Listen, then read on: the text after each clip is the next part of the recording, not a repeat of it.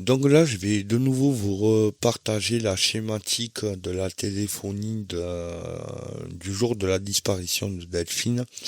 Je vous ai fait un cercle rouge des faits qui sont reprochés à Cédric sur une petite partie exactement. On lui reproche entre 6h50 et 6h54 que son téléphone n'ait pas été actif.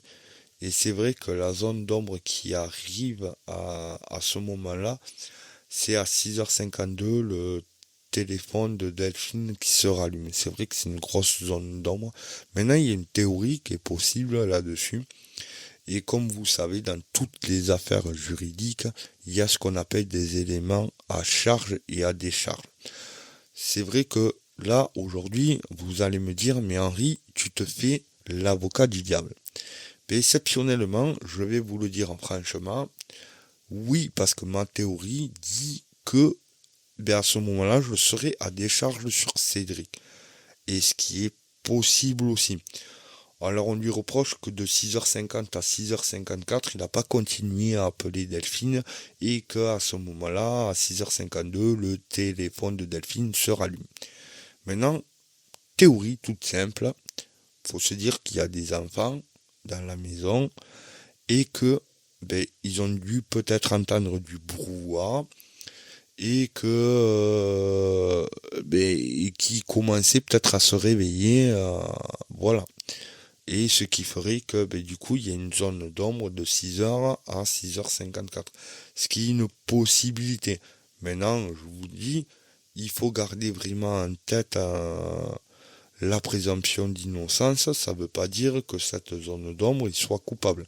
Par contre, la plus grosse zone d'ombre, elle est bien après, quand je vous ai partagé, on nous a toujours dit que les téléphones, quelques mois après, s'étaient rallumés qu'une fois. Je vous ai partagé, c'est rallumé à des dates, à plusieurs dates, et c'est là où c'est vraiment pas compréhensible, et c'est là où, moi, je vous dis, personnellement, je suis pas du tout d'accord avec les enquêteurs.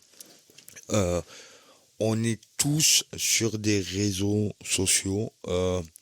Vous savez comme moi que déjà, s'il n'y a pas une manipulation physique pour aller s'abonner à une personne, ça ne se fait pas comme ça. Ça ne peut pas être un bug informatique.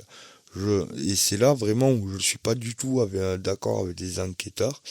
Je pense qu'ils devraient creuser un peu plus cette piste.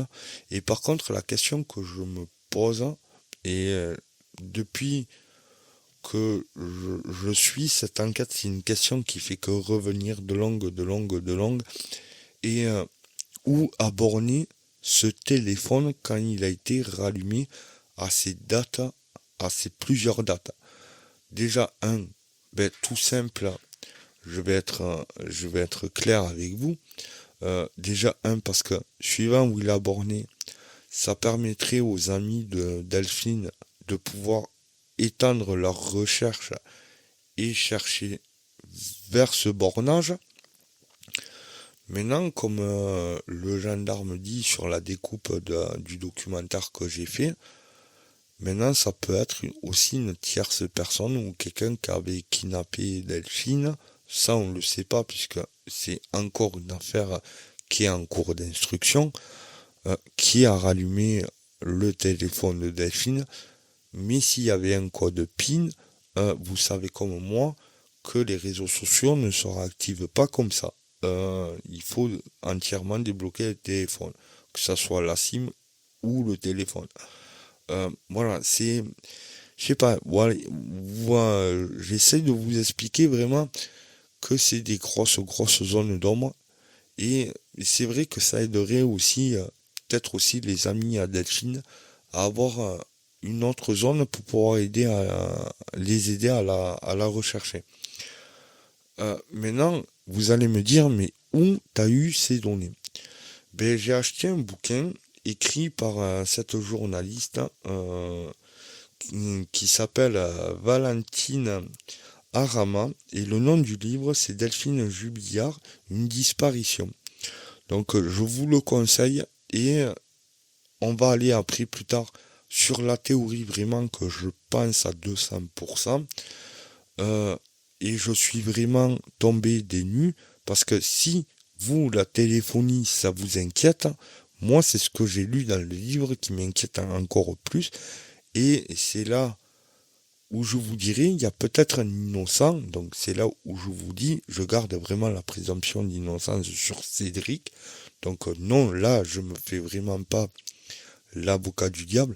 C'est vraiment en lisant ce livre et surtout ce gros objet qui me fait dire que ben, peut-être Cédric est pas coupable.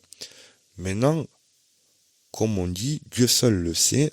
Il n'y a que lui, à la limite, qui pourrait vraiment répondre s'il avait vraiment envie de répondre à ça. Maintenant, moi, dans ma tête, je garde vraiment la présomption d'innocence pour Cédric, vraiment à tout prix. Euh, parce que, et là, je vais être radical vraiment à 200%. Si c'est lui qui a, qui a tué Delphine, et là je prêche pas mes mots, j'appuie vraiment sur les mots. Si c'est lui qui a tué Delphine, eh ben il aura roulé tout le monde tout le monde à 200%, même les gens qui croient en lui, ou qui croient à son innocence peut-être. Maintenant, et là, il faudra qu'il paye. Et là, je pense que là, la justice va le faire payer fois 10 000. Et, parce que là, il aura roulé tout le monde.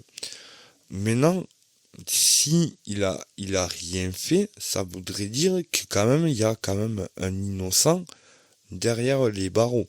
Et là, c'est pas juste. Euh, donc voilà. Après, c'est vrai que c'est une affaire qui est super prenante. Voilà. Pour laquelle surtout on se passionne. Et on lâche pas l'affaire comme ça, c'est vraiment le cas de le dire.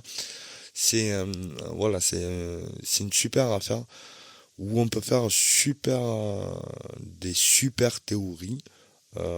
Maintenant, comme je vous ai dit, et vous le savez, du moment où vous êtes respectueux, voilà, j'ai un compte Facebook. Ne passez pas sur la page parce qu'en ce moment, j'ai vraiment pas du tout le temps de m'en occuper.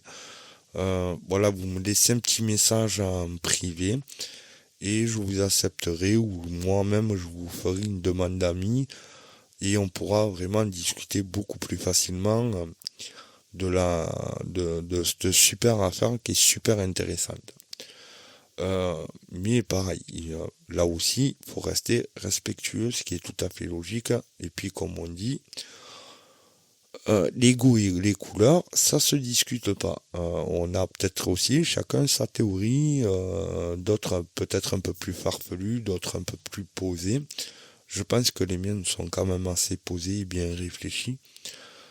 Maintenant, comme je vous dis, en lisant le bouquin, il y a un objet beaucoup plus gros que des téléphones et c'est là vraiment où je me pose beaucoup de questions. Et chaque fois, ça revient sur ma théorie, mais oui, peut-être. C'est une possibilité. Euh, voilà. Ben, écoutez, sur ce, merci de m'avoir écouté. Merci d'avoir regardé la vidéo. Je vais essayer au plus rapide de vous montrer, du moins, de vous scanner ce fameux objet apparemment qui va vous intriguer à vous aussi. De vous scanner la partie du livre où on parle de cet objet et vous allez voir que vous allez autant tomber des nues que moi et voir vous allez être choqué parce que moi j'ai été choqué quand j'ai lu ça. Mais sur ce, écoutez, on va se dire à plus tard et à une prochaine vidéo. Allez, bonne journée ou bonne soirée à ceux qui auront écouté. Ciao, ciao.